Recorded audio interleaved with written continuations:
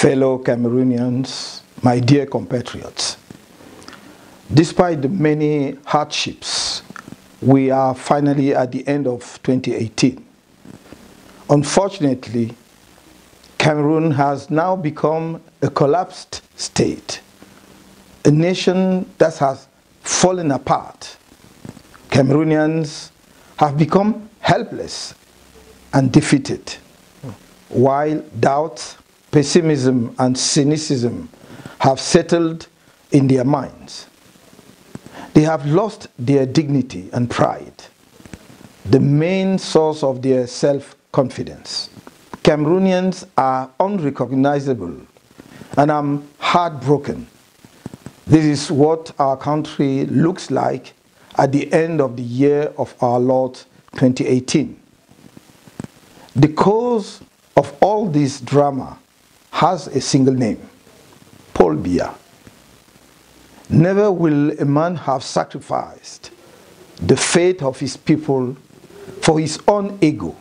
With regard to the tragedy unfolding in the northwest and southwest regions, the regime of Mr. Biya has stubbornly persevered with the armed solution, despite calls from all over the world for an inclusive dialogue in view of a political solution to this conflict. After having ignored all the early warning signs of a severe conflict, the government engaged in a disproportionate and immoderate use of force, judicial terror, and punitive mass military operations on an unarmed population. Thus, from protest to revolt, our country is today entangled in the civil war uselessly triggered since November 2016. After 2 years, the assessment of this fratricidal conflict is disastrous. On the humanitarian aspect, nearly 1,000 civilian deaths, including more than 200 of the defense and security forces, plus 50,000 refugees in Nigeria, hundreds of thousands of internally displaced persons, widespread torture, and acts of barbarism, arrests, and mass detention. At the economic and social level, more than 6,000 jobs destroyed in a country with high unemployment and a chronic lack of jobs, especially among young people. 269 billion francs CFA of lost sales, 5.9 billion francs CFA lost in tax revenue, 8,000 jobs in the informal sector compromised, according to the survey of the business organization GCAM, carried out in July 2018.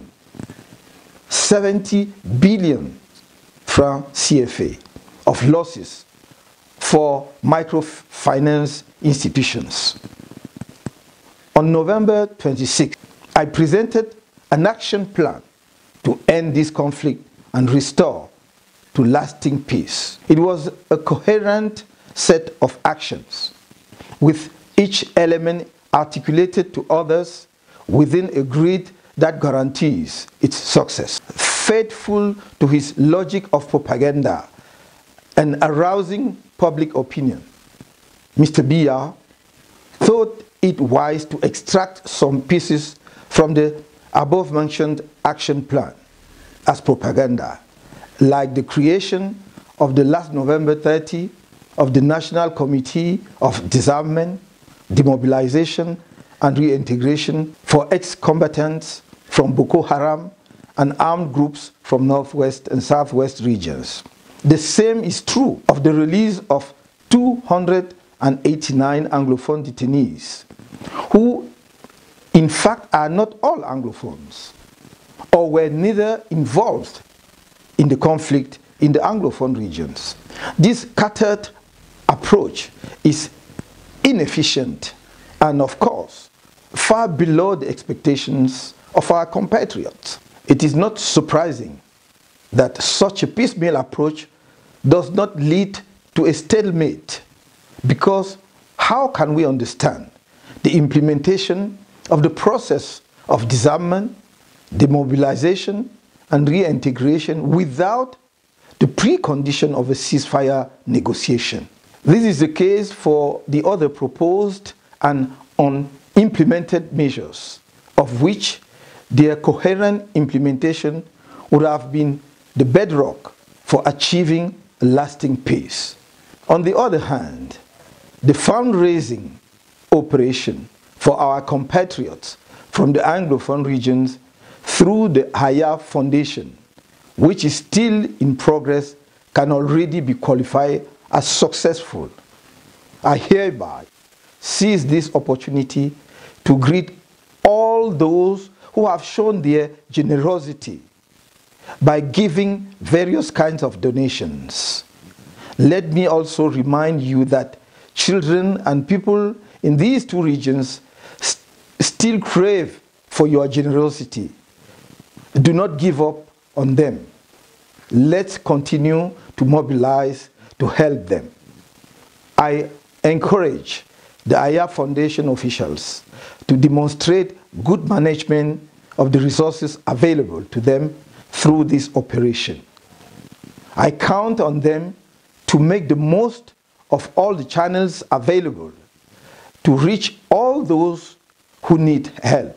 This operation must, in fact, bring people to forget the elusive emergency humanitarian assistance plan of the government, launched last June, which collected about 13 billion francs CFA.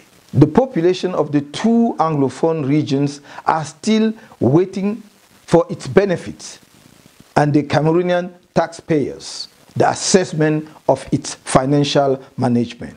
Fellow Cameroonians, dear compatriots, the presidential election took place on October 7, 2018, in which you placed your trust in me, and your victory was stolen in the massive and despicable fraud that you witnessed.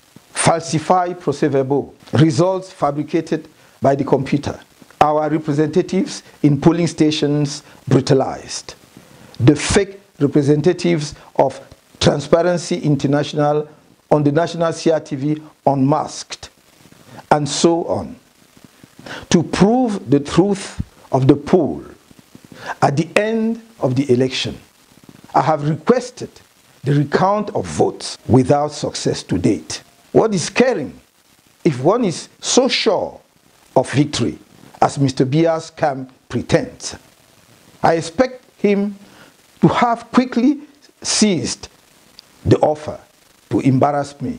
To all those who, here in Cameroon and abroad, want to construe our claim of victory as an attitude of bad loser by asking us to turn the page as if it were a trivial occurrence, we want to remind them that the stake of democracy is for the development of the country and the improvement of the living condition of the populations.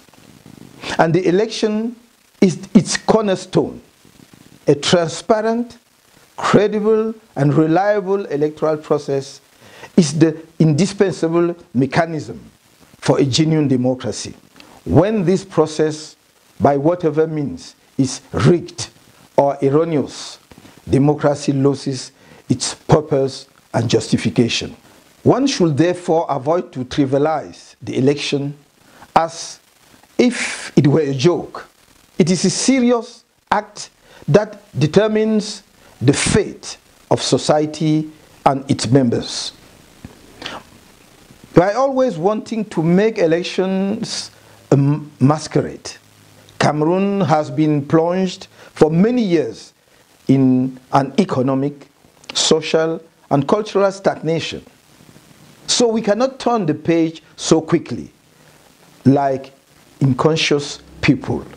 We need to realize that elections rigging produces incompetent and illegitimate leaders, which is the main explanation of the tragedies that our country is going through, from the economic, social, and cultural stagnation to the armed conflict in the northwest and southwest regions.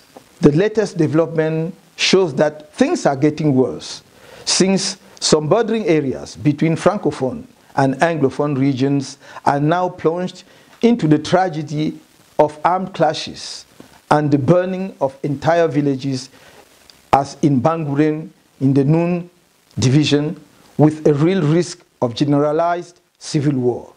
My dear compatriots, you can understand why we cannot turn the page so easily after the excessive fraud of the last presidential election. We must learn from it all the useful and relevant lessons. The elections provided compelling evidence that one individual, Mr. Biya Paul, mobilized all public resources, financial, administrative, material, institutional, and security, to perpetuate his re-election. It is no more, no less than corruption, a damage on the public fortune, and the abuse of power that led to an electoral hold-up. In these circumstances, we must reaffirm our determination once more to make every effort to ensure that future elections in our country are finally held on only after a consensus reform of our electoral system, guaranteeing a transparent and credible choice of leaders at all levels. The same causes producing the same effect. In the absence of such a reform, it is to be feared that in the forthcoming elections, the truth of the ballot boxes will not be more respected by the regime's fraud machinery than that of the presidential election of October 2018.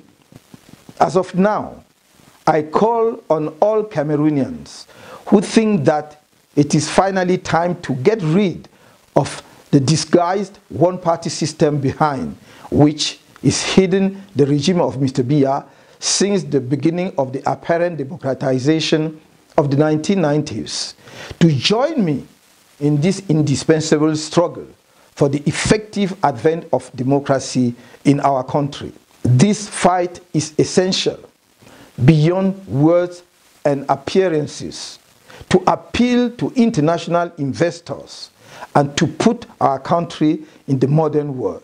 The recounting of votes of the last presidential election and the thorough and consensual reform of the electoral system are the two key requirements that we have made known to the African Union, African sub-regional organization, international institution, and to friendly countries. Taking into account the parliamentary calendar and the electoral calendar, the political dialogue leading to the total and consensual reform of the electoral system should be held before the end of February, that is before the parliamentary session of March, if the resolutions of this reform are to be submitted to parliamentarians and the resulting laws in order to allow time to prepare the double ballot in September 2019. In advance, I announce to you that in the next few days, the CRM will once more make public its enriched proposals for the reform of our electoral system. Fellow Cameroonians, my dear compatriots, in the process of the collapse of our country, we are witnessing the withdrawal from Cameroon of the organization of the 2019 African Cup of Nations, AFCON, is indicative of the total bankruptcy of the leadership of Mr. Biya Paul. It is the huge blow that has exposed the carelessness of this regime, which no deception, no false propaganda, or hollow slogan can hide. It reveals the incompetence of this regime, where leaders negligently move to the forefront to promise and not keep. Cameroon will be ready on the said day. I take the personal commitment, said Mr. Paul Biya.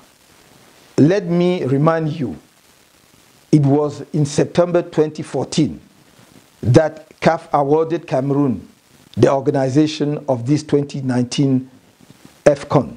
This attribution that Mr. Biya's regime celebrated as a victory, even though it has done nothing for sport in general and for football in particular after more than 30 years of power, quickly gave rise to greed within a system whose reputation in matters of corruption and misappropriation of public funds is renowned worldwide.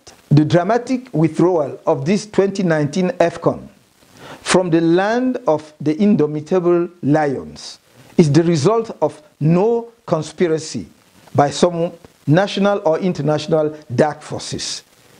It is the tangible manifestation of failures in leadership and governance that we have accumulated for decades, perhaps without paying attention. Indeed, if one thinks about it, one would have predicted, based on the previous failures of the regime in place, that the organization of the 2019 AFCON could only be the chronicle of a fiasco announced in advance. I would like to remind you that this regime has never managed to respect the deadlines that it announced, to the point where, to get out of the constraint of his duty, he has freed himself from time constraint, thinking that he himself can become the time. Thus, the celebration of the 50th anniversary of the reunification, originally planned in 2011, that will be finally celebrated in 2014, with 3 years of delay. The same for the agropastoral show, which was traditionally held every 2 years to promote agriculture and its stakeholders.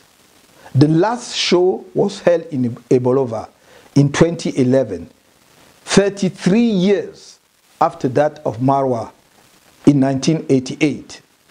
The date of the next event is put off indefinitely. The same with the Council of Ministers, which is held at the whims of the formation of a new government, according to the whims and caprices of the prince, every 2 or 3 years.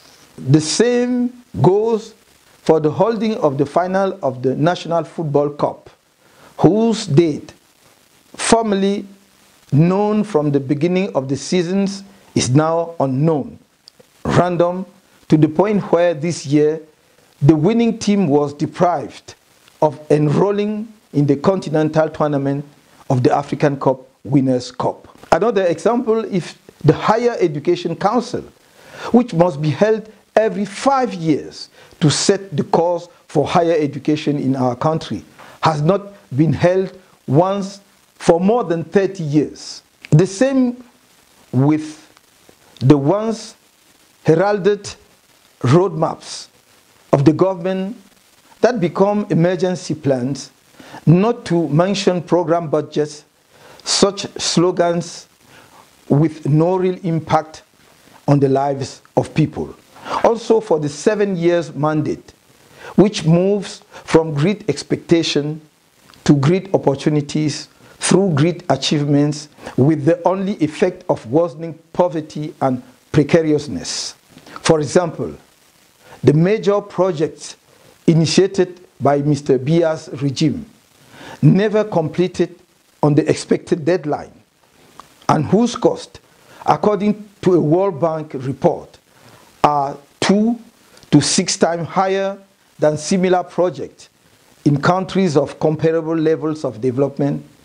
These projects are transformed into a tremendous source of personal enrichment for high-level government clerics and those close to Mr. Biya in total impunity.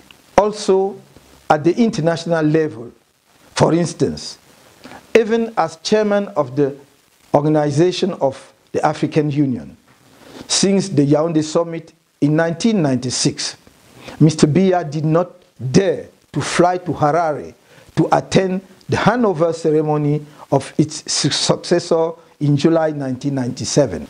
It is the same for his systematic absence to the summits of head of state of the African Union, but also often sub-regional organizations. In this case, his absence at the summit of head of states and the CEMAC summit in Jamena in 2000 heavily penalized our country as we lost the headquarters of the Central African Stock Exchange. Though all the studies, including those of the World Bank Group, had shown that Douala was the genuine seat for this strategic financial institution. This inertia and the ensuing several failures are the direct consequences of Mr. Biya's indifference to the crucial issues for the future of Cameroon and its international influence. They are also the results of a governance plagued with corruption and impunity, whose hardships you are deeply enduring in daily life. Otherwise, how can we understand the monthly salaries of the state-owned and parastatal corporations are circa 20 million francs CFA, while those companies are financial abysses and live out of public subsidies instead of being development agents and catalysts. In a normal country, when nearly 2,000 billion francs CFA, sweat and blood of taxpayers, go up in smoke without compensation in terms of economic, financial and social benefits for the national communities because of the incompetence and corruption of some leaders, those responsible are dismissed and an investigation is immediately ordered to establish the responsibilities to determine the causes of the drifts and propose corrective measures. In Cameroon, we find none of this. The so-called master of time is immersed in a deafening silence, in the total contempt of those who are no longer his fellow citizens, but his subjects. My dear compatriots, the history of our country and the recent events have pushed me to share with you a deep concern. I have the impression that, for reasons that are difficult to explain, we have a problem with our capacity for collective indignation, our ability to rise together as citizens of the same nation to say no to the unacceptable. When between the end of the 1950s and the 1960s, the populations of the former Sanaga Maritime, Nkam and the West were massacred for political reasons, the rest of the Cameroonians were silent, not feeling themselves concerned. When after the failed coup attempt on April 1984, a great number of officers, senior officers, and a large part of the civilian elite from the northern part of our country was decimated, the rest of the Cameroonians had to say that they had only what they deserved. When Boko Haram began to massacre our brothers and sisters from the north, people in other parts of the country lived in indifference, as if they were not concerned. While for the last 2 years, the populations of the Anglophone regions and of Northwest and Southwest have been massacred, the rest of the Cameroonians do not feel concerned, using the pretext that they are secessionists. The manipulation of Cameroonians, dividing and opposing them, the stirring up of ethnic hatreds are the recipes of Mr. Biya's regime. The perfect student of the colonial school, recipes that work again and again, even after the independence of the country. We diligently learn to hate each other and to cultivate indifference towards our neighbor, our compatriots, even our brothers and sisters of the same blood. If we persist in this anti-national attitude, the question will be, whose turn will it be tomorrow? This indifference is sometimes justified by the refusal of some to meddle in politics. But this is only a regretful excuse, because here the preparation for a sporting event, the AFCON, revealed the depth of the failure of Cameroon leadership and systematically bleeding the country by a mafia gang to international ramifications. It is not a question of politics, but of national humiliation and ruin, because it is the most spectacular expression of Cameroon's regression. Because our hospitals have become death homes. Our education system is a machine for producing failure and unemployment. Our country has become a gigantic sell-off of our resources and public and parastatal enterprises. Our so-called cities have become unbearable spaces of chaos and ruin. According to some estimates, it is about 1 billion CFA francs that are engulfed in this desperate operation. And each of us and our children will have to contribute to the repayment of the enormous debts contracted on this occasion by an irresponsible regime. However, if the national humiliation, that is the withdrawal of this AFCON to our country, has angered most of our compatriots, it did not provoke any collective indignation. On the contrary, some people struggled to find excuses for a leadership whose guilt is not doubtful and who, arrogant and contemptuous as usual, has wailed in silence instead of drawing all the consequences of his mistakes. Nobody will come to liberate Cameroon in our place from the yoke of dictatorship, nepotism, compulsive theft, rapine, deprivations of all kinds. Look at the history of nations and you will see that it is every people who liberates himself, whether in Europe, America, Asia or Africa. We must collectively make important sacrifices to liberate our country from a mafia regime, incompetent, corrupt and venal.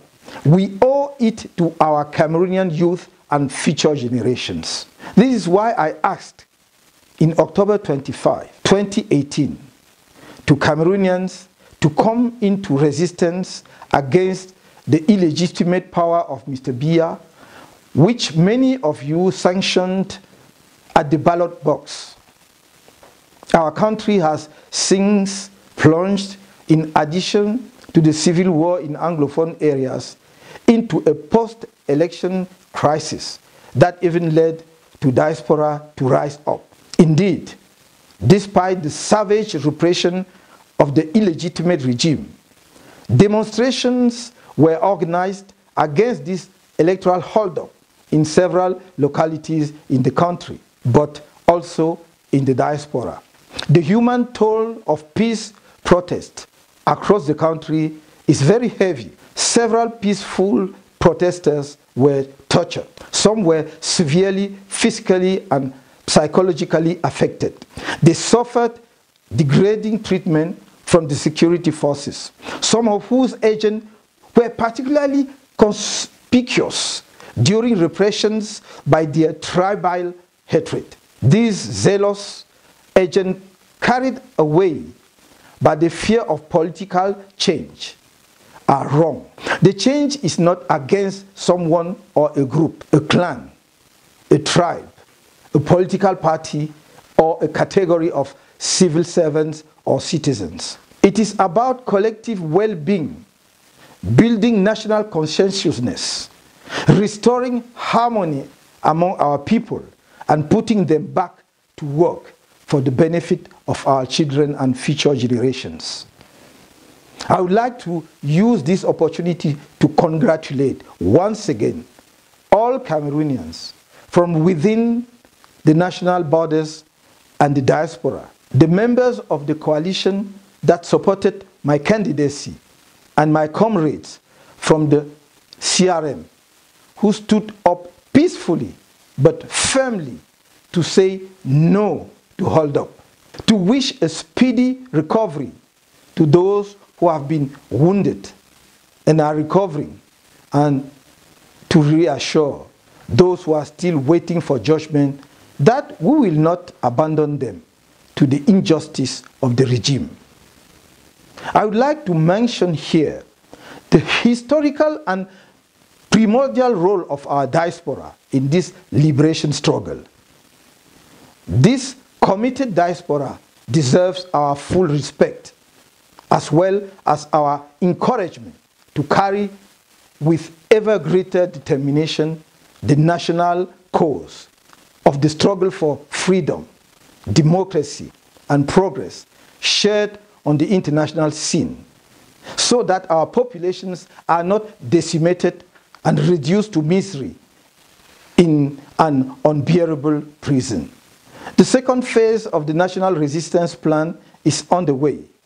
It provides for the deposit for the purpose of demonstration on the 6th and 22nd of each month throughout the national territory, of the declarations of public demonstration at the DO's office, whose subject is no to the electoral holdup, and the organization of a civic day where subjects of national interest are discussed. In the diaspora, this phase of the resistance corresponds on the implementation of public demonstration in the countries of residence to sensitize on the electoral holdup perpetrated by Mr. Biya and his stooges of the Constitutional Council. I invite all those who are responsible for the deployment of all these operations, both at the national level and in the diaspora, to redouble their efforts and to ensure that each one fulfills its mission with dedication and patriotism. From now on, I invite you to actively prepare for the popular success of the great citizen, Republican, and peaceful mobilization that will begin mid-January all over the national territory. It will be the marches for indignation, protest, and anger, both against the war in the northwest and southwest regions, to say, no, this war is not in our name, against the assassination of democracy by massive electoral fraud and the theft of the election, to say no to electoral holdup, against corruption, embezzlement, and looting with impunity of public money and the resources of the nation by a gang of criminals who try to hide their crimes on the cover of the organization of the 32nd Annual African Cup of Nations, to say no to crimes against public fortune. I urge you to discipline, not to yield to the provocations of the regime that will not fail, and to clothe you in white, clothes t-shirt, scarf, armband, in short, any white distinctive sign during this popular mobilization that will be the White March.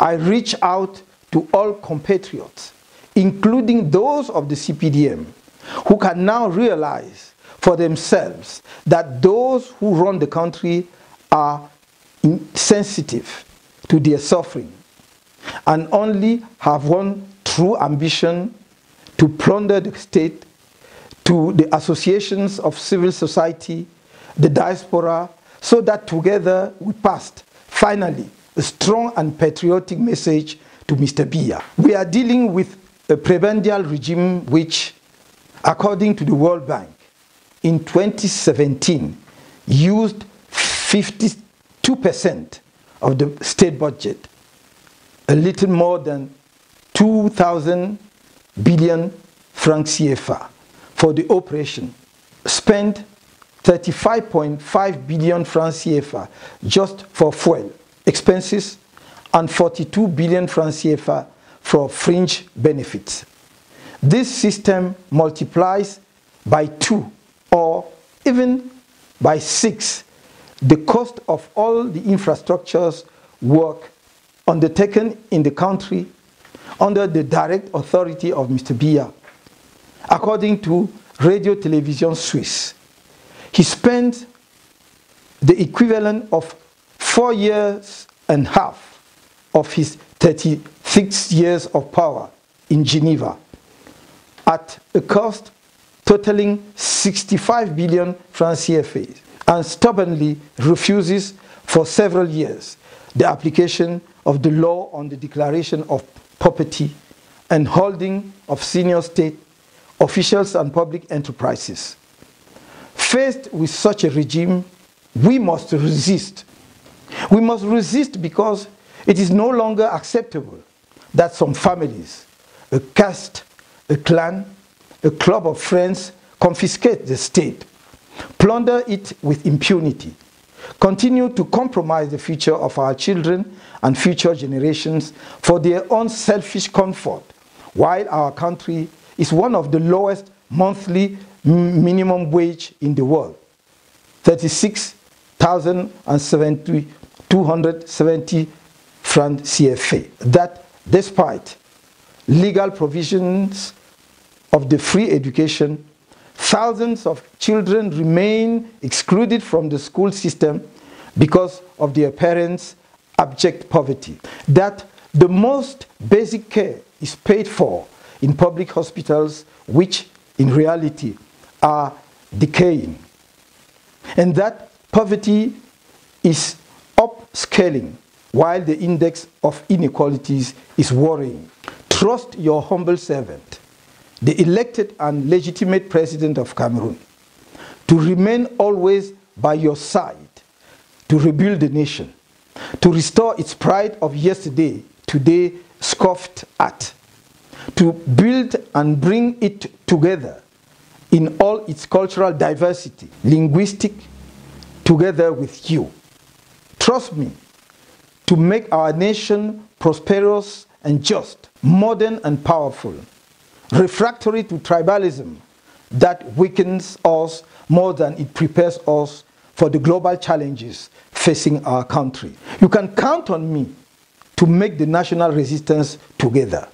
It is with this commitment that I wish each one, despite all your difficulties that I know, a happy new year 2019. Long live the peaceful resistance. Long live Cameroon.